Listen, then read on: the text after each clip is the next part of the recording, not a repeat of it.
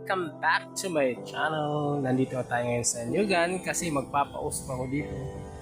Isang paraan din yun para malaman ng mga taong pumapasok dito na hindi nagpapaalam na may tao dito sa Nyugan. Okay?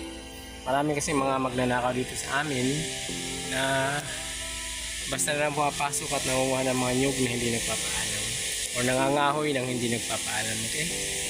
Gagawin ko is mag-iipon ako ng mga dahon ng nyug na tuyo, then doon sa bandang yon, then anuhan ko, sisindihin.